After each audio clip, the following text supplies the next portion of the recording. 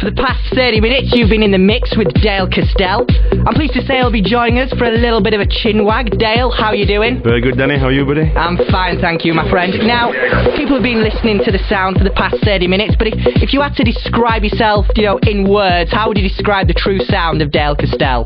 Basically, up until the summer of this year, I was pretty much known for jacking fidget house.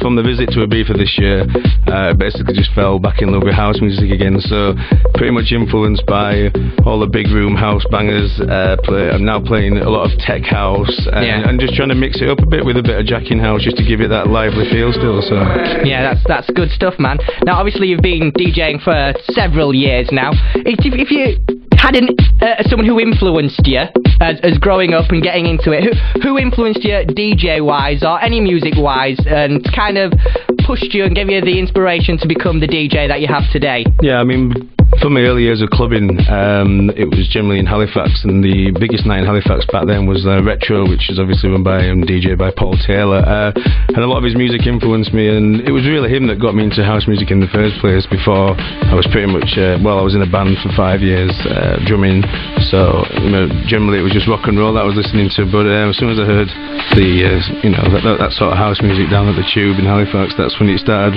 making me realise that I wanted to get involved in this. So you used to be a drummer? Yeah, drummer. 5 years in a band called Fungal Ashtray. When did you decide to kind of say, I'm going to put my drumsticks down and get a pair of turntables instead? I think basically the band split up. It was a mutual thing, and after that I was just fancied something different, a bit of a change from what I was doing. I wanted something that was involving basically playing to a live audience, because obviously it's quite addictive. And DJing really, because obviously into house music at the time, really was probably the obvious choice, really. Definitely, man.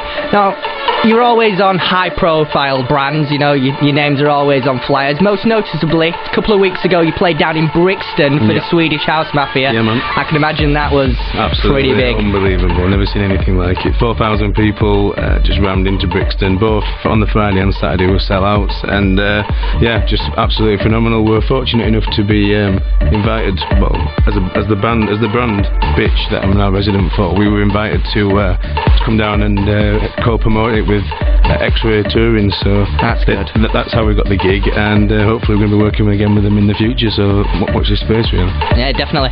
Now obviously playing alongside the Swedish House Mafia, that's quite big, safe to say. So that's now, so let's say 5 years fast forward 5 years, where would you like to see yourself? What would you like to be doing? Well, obviously in an ideal world I'll be probably in the same position as what the Swedish House Mafia are right now. Obviously those guys are probably the world's hottest talent in the moment. In 5 years time I'd like to say that I'm as successful as what I'm aiming to be. Want to achieve all my goals that I've got, which is obviously to make it big time, and I'm just going to be working hard and trying to achieve that, really. Yeah, that's great, mate. I mean, you touched on Bitch. Just let people know exactly what's your role within the Bitch brand. Yeah, Bitch is a brand from Manchester that was based at Sankey's for the last 3 years. They've moved over to Leeds now, residency at Mission, and I was asked to become resident a few months back, and they also offered me the event manager role. So now basically I'm running the whole event in Leeds, booking the DJs and promotion and everything else, and then obviously I'm resident as well, so yeah, it's good. I think your first event was 2 weeks ago now? No, it wasn't actually. It was 10th of October. We had Zoo Brazil and Sven Weber down there, which were a sellout, and then last weekend just gone, we've had NYNC Project and Timo Garcia, and that was also ram out as well, so really good. I've heard myself, both events have been pretty packed with people. And what's coming up before the year's out with Bitch, and what's the plans for 2010? Well, we've got a lot of stuff coming up. We've got obviously the Leeds gigs, which is the next one is the 12th of December, which is Jesper Dahlbach, the Bitch residents, Luke Pompey, myself, Alcatraz Harry and Matt Fear, and then in the second room we've got Venga Digital hosting it with Mighty Fools, Stupid Fresh and Liam Bizzle, so that's the next big event. Sweet. And then basically the plan for next year is to expand, so obviously the London thing, we're looking to do more down there, get out, Manchester, we're going to be looking for a new venue. We've got stuff in Glasgow and Edinburgh at the moment as well, and obviously it's just expanding the brand and hopefully take over the world.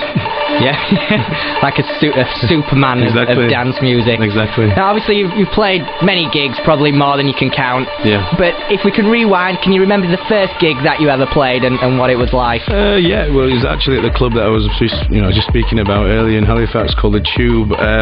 Basically, I was in there every weekend, so I was friendly with the manager and the owner and so forth. And then one day, one of the DJs didn't turn up. His records were behind the decks from the night before, and then just said, "Do you fancy a go?" And I was like, "Yeah, I'll give it a bash." I don't really have no clue what I'm doing, but I kind of knew what I was doing from watching my friends.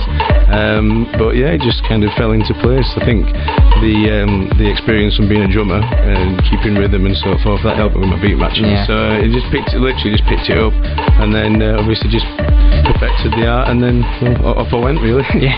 You didn't have to stand on a milk crate by any chance? No, because I'm 6'2", so I had to stand on a milk crate at my first ever gig at the Mint Club. Nice. I couldn't reach the decks because back then it had like an American setup back when it was turntables, and far away, wasn't it? I just couldn't reach. Obviously, touching on vinyl back when Technics were the thing. Yeah. I mean, CDJs have absolutely taken industry standard by storm. I mean, can you ever see MP3 dying down again and actual vinyl being put back in record stores? I'd like to say yes, but that's never going to happen nowadays, especially with the new breed of CDJs coming through. You've been 2000s. in the 2000s, it looks absolutely ridiculous. USB port, obviously, so you can just put your tune straight on from a memory stick.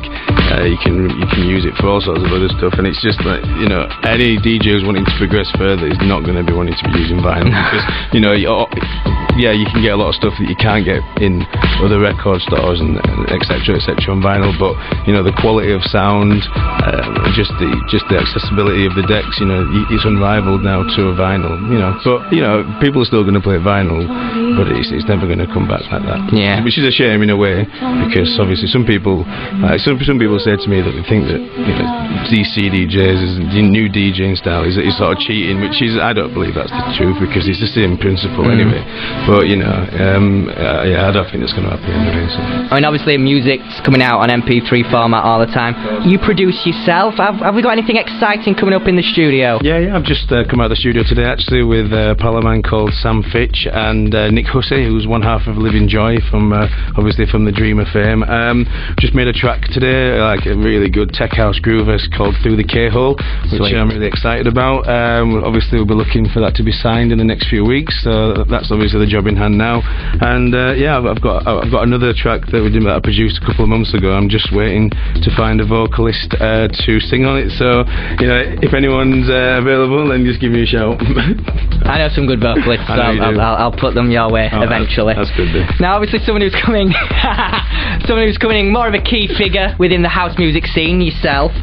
Where would you like to see, the scene going over the next decade? Where's house music really needs to go for it to move forward and keep fresh? And I think house music's always evolving. There's always going to be new sounds with new software for production. And I don't think it needs to change as such, because clubbing's always going to be the same. People are going to be going there, having a good time, listening to tunes that they love. And as long as that continues, and I think the scene will continue for as long as the house music's about. So yeah, definitely. I mean, you're always each weekend on the road, new gig here and there, probably 24-hour party person. Yeah. Now obviously you're in the clubs every weekend doing the gigs. It's kind of a mad jet-setting lifestyle. When you take yourself away from the clubbing environment, how do you like to chill out? Yeah, I like anyone else after they've done a bit of hard work, I like to chill out on the couch, a few movies, cinema. Like to play tennis quite a lot, snooker, just like anything just away from the industry, where doesn't involve that music and clubbing, just so you can separate yourself away from it. Yeah. Now obviously I'm sure you're still listening to house music all the time. Yeah. But when house music isn't in the CD player, well, obviously, what are you listening to? Yeah, obviously, as I said before, I was in a band for 5 years, so that all the sort of indie rocky sort of stuff is still, I listen to it a lot, and to be honest, I've got a really broad music taste, so I listen to anything, I'm not going to list what I listen to, because probably get a lot of sticks, but I think you've got to be open, especially as a DJ, and if you're wanting to evolve, you've got to listen to any sort of different music, and as long as it's good, then I'll listen to it, so. Yeah.